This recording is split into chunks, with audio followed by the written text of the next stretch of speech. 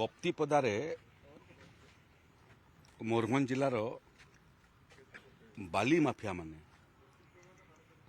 ଅତିରିକ୍ତ ତହସିଲଦାରଙ୍କ ଉପରେ ଆକ୍ରମଣ କରିଥିଲେ। ତାଙ୍କର ଗାଡ଼ିକୁ ଭଙ୍ଗାରୁଜା କରିଥିଲେ ଏବଂ ତାଙ୍କ ଉପରେ ଯେଉଁ ଆକ୍ରମଣ କରିଥିଲେ ସେଥିରେ ତାଙ୍କର ଆଘାତ ମଧ୍ୟ ହୋଇଥିଲା, ମୁଣ୍ଡରେ ମଧ୍ୟ ଆଘାତ ହୋଇଛି। ଏବଂ କେତେବେଳେ ଏଇଟା ଯେତେବେଳେ ବାଲି ମାଫିଆ ମାନେ ବାଲି ତସ୍କରୀ କରୁଛନ୍ତି ଖବର ପାଇଲା ପରେ ସକାଳ 5 ବଜେ ସେ ବାହାରିଥିଲେ ଏବଂ ମାଫିଆ ମାନେ ମଧ୍ୟ ପ୍ରସ୍ତୁତ ଥିଲେ। ସେ କ୍ରମରେ ଆପଣମାନଙ୍କୁ ମୁଁ କହିଥିଲି ଯେ ଯେଉଁମାନେ ଏଡ଼ିସନାଲ ତହସିଲଦାରଙ୍କ ଉପରେ ଆକ୍ରମଣ କରିଛନ୍ତି କେହି ବର୍ତ୍ତିବେ ନାହିଁ।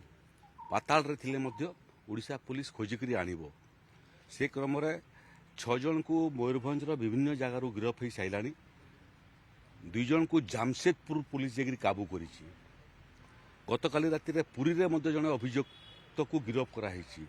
ଓଡ଼ିଶା ଏବଂ ଓଡ଼ିଶା ବାହାରେ ବିଭିନ୍ନ ଜାଗାକୁ ଓଡ଼ିଶା ପୁଲିସ ତାଙ୍କର ଟିମ୍ ପଠାଇଛନ୍ତି। କେହି ବର୍ତ୍ତିବେ ନାହିଁ।